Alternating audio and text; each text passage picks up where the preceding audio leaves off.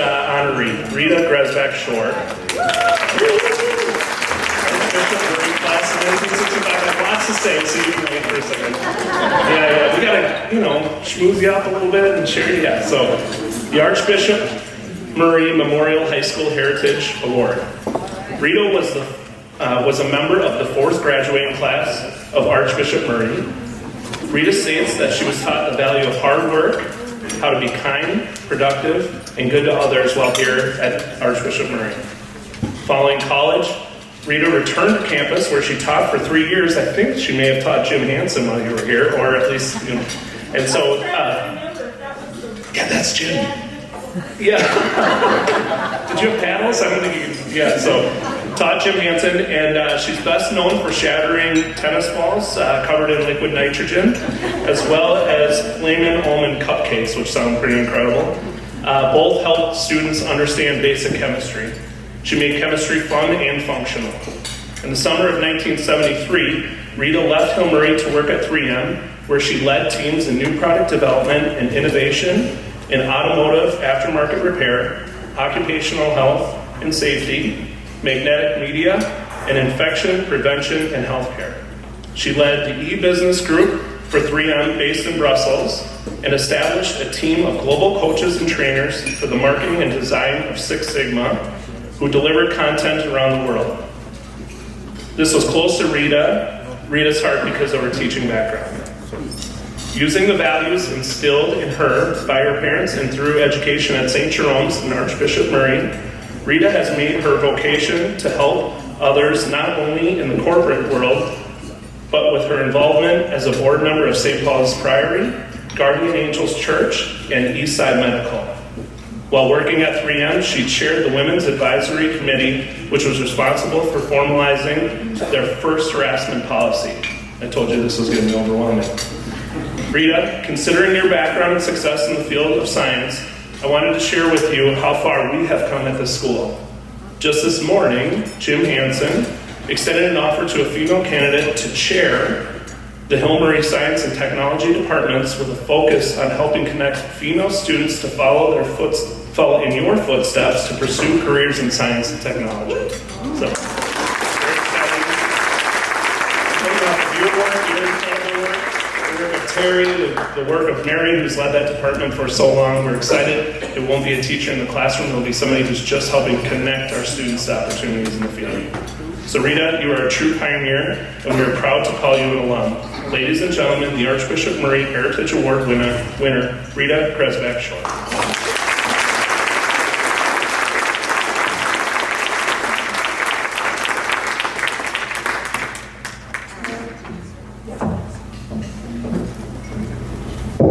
They still have to get over that women are shorter. Podiums are a little too tall. Anyway, I can see you almost. Thank you to the Hill Murray staff and the nominator, Mary Melly, for this chance to stand back and marvel at what a community and the individuals in it can do to reinforce and spread what we value. At first, I wondered what we all have in common besides having either attended or supported people who have. And then what came to mind is the values that we were taught at these schools and by our parents. I also tear up easily. So to celebrate what we have in common and work in spreading those values, I want to name them. The first values our families often drummed into us were the importance of faith, frugality, being helpful, kind, getting educated, and working hard. Then they got help from schools like this that they specifically chose for us. Those schools had values, and I'm going to list them shortly, but just so you understand them, the story I'm telling is the Servants of Mary from St. Jerome's School, the Benedictines at Archbishop Murray Memorial High School, the Franciscans at my Stritch University, and then the fusion of Franciscans and Benedictines when I came back to teach at Hill Murray. So, some of the values. Just listen. One is missing from all the three communities compared to what I just read about my parents. Franciscans, creating a caring community, showing compassion, reverencing all creation, and making peace. Benedictines, love of Christ and neighbor, hospitality, community, justice, peace. Servites, love of God and neighbor, right relationship with creation, hospitality. You, like me, were probably struck how similar this list is to the ones that our families bestowed on us. And what was missing compared to my parents' list?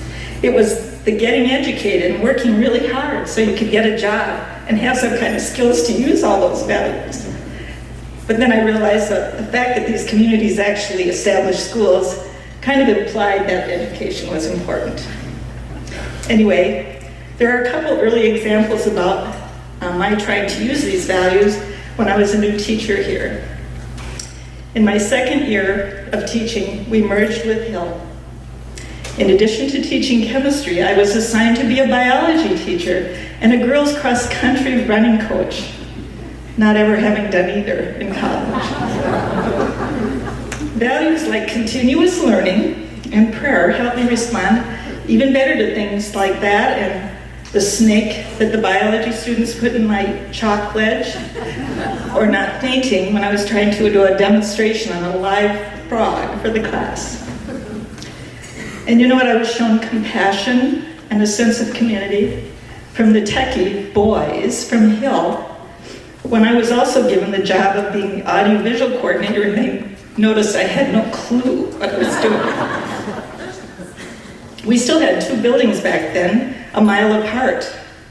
And so they survived, because of their compassion, the hood of one of those moving equipment delivery vehicles flying up and bending while they were moving without the students inside getting hurt. Now, did I mention that was our car? Anyway, after thinking about all this, I wondered if I used those values often enough. Then I realized each of us, and I think me somewhat included, are still interested in things that really are those values, but they might be just described in different words today. And so I'm going to say three of the current examples in my life of value are things in the current jargon, and they are active hope, becoming, and innovation. The first is a movement based on a book called Active Hope, How Do You Survive Today's Crazy World, by Joanna Macy and others. And we're taught to acknowledge and even feel the pain of many of the things that we are experiencing, but then finding ways, little or big, to do our part in what is ours to do. It's kind of like some musicians have brought Aboriginal music to the world so it isn't lost, or people are helping with the eviction problems. And then some of us are inviting people to lunch just to be community.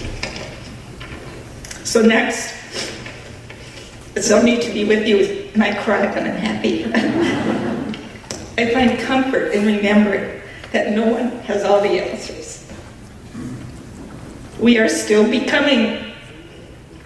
The autobiography by that name has great examples to learn from our mistakes. And lastly, innovation. I hope to pay more attention to those values of peace and reverencing creation by working with others to try to test prototypes. So finally, my thanks to our table. 4 friends from our 1965 class are here. Jean Steppen, Sean Frenning Dillman, Judy Schuster Chapman. I'm saying their names that when they were here, in case you know them and you want to see them afterwards. Joanne Rivardo Horaceberger. Then Stacy Morgan Robinson, who attended both middle school and high school. And Mary Ann Morgan, the parent who picked the school.